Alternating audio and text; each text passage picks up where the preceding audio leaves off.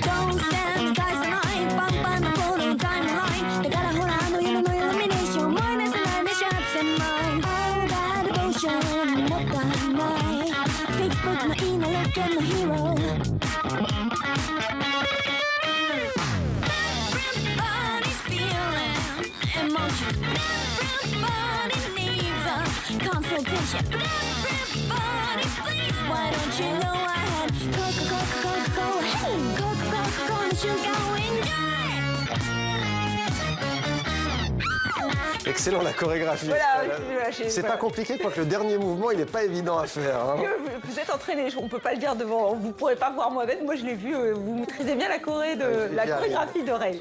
Alors elle s'appelle Rei, cette jeune chanteuse, donc japonaise, Estelle, elle a fait son premier concert et comme par hasard, c'était en France. Et pas simplement un hasard, c'est vrai qu'il y avait une seule date unique en France, c'était aux Européennes de Belfort, vous la voyez ici avec sa batteuse et c'est vrai qu'en France, on adore la culture japonaise et on a pu le constater au dernier Japan Expo, à la dernière Japan Expo. C'est vraiment la 18e édition, c'est vraiment le grand rendez-vous.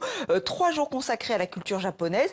Au manga notamment, les Français adorent ce genre littéraire.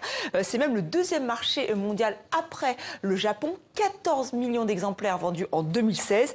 Alors les Français ont découvert le genre dans les années 90 avec Akira, One Piece. Il y a aussi eu l'influence du Club Dorothée, une émission pour enfants qui a permis de découvrir Cobra, Albator, Goldorak ou encore les Chevaliers du Zodiaque. Et ce qui devait arriver arriva. Eh bien les jeunes téléspectateurs, enfin, certains, ont voulu devenir des mangaka, des auteurs de manga. C'est le cas de Yami Shin. Elle a remporté le premier tremplin manga Kimoon, c'est une maison d'édition. Et résultat, elle sort donc son premier album, Green Mechanic, un duo de choc dans un univers apocalyptique. Déjà 14 000 albums vendus en 1 mois seulement, donc c'est pour vous dire qu'elle a de l'avenir, cette jeune fille. Et Léo Sanchez l'a rencontrée à la Japan Expo.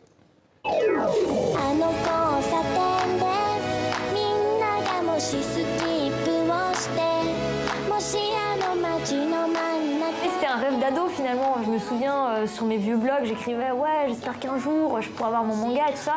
En fait, je réalise toujours pas.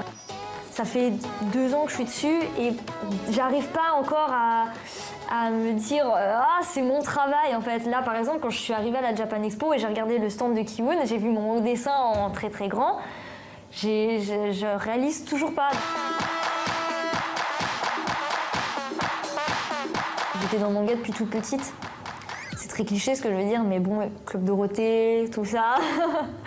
Après, il y a eu les Pokémon et tout. Et c'est juste que je trouvais les dessins jolis à la base. Voilà, je trouvais ça vraiment très beau.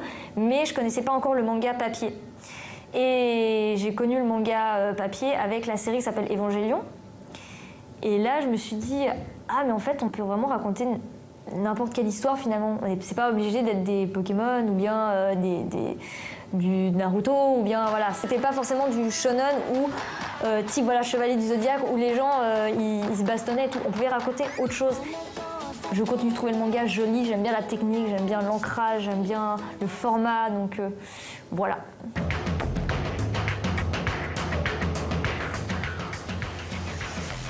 Shonen, Estelle, c'est oui, quoi le juste shonen, c'est vraiment un style particulier de manga. En fait, c'est plus pour les jeunes adolescents comme vous, Mohamed. Enfin, c'est pour les filles. J'ai connu le Club Dorothée, mais tout.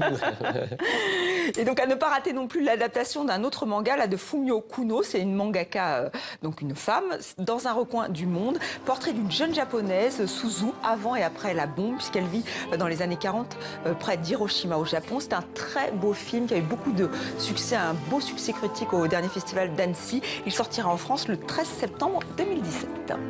On parlait, Estelle, il y a quelques instants de l'été, saison des apparences, mais il n'y a pas que les plages, il y a aussi les festivals d'été. Vous nous emmenez ce soir au Québec, le festival d'été du Québec qui célèbre ses 50 ans. Oui, et un groupe a retenu mon attention, j'avoue que je ne le connaissais pas, les Men Without Hats. Certes, alors ils sont moins connus que Metallica, qui les précède, ou Pink, qui était là aussi dans le cadre de ce festival. Mais ce groupe montréalais New Wave a réalisé des tubes dans les années 80. Vraiment, ils ont été premiers, alors ça, on ne disait pas au top 50, mais vraiment, ils ont eu d'énormes succès. Et Ivan Dorochuk chante en anglais, c'est le leader du groupe, mais il est parfaitement francophone et fier de l'être, comme il l'a rappelé à notre confrère de Radio-Canada.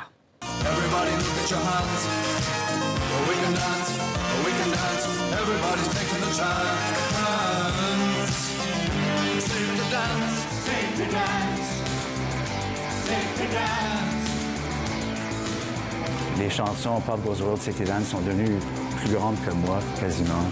Je me sens comme comme je me promène avec un musée.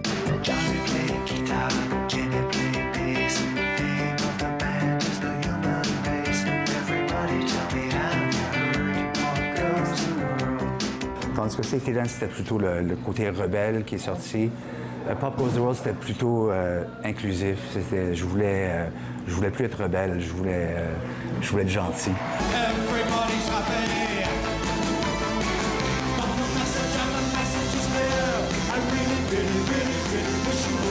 Je suis né aux États-Unis, sur le campus de l'Université d'Illinois, où mon père a eu son doctorat.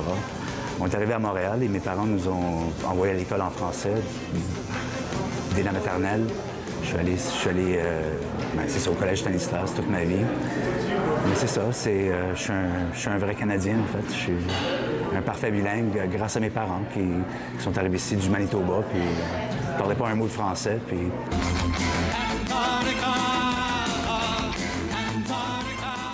Ils seront en concert le 13 juillet au Festival d'été du Québec.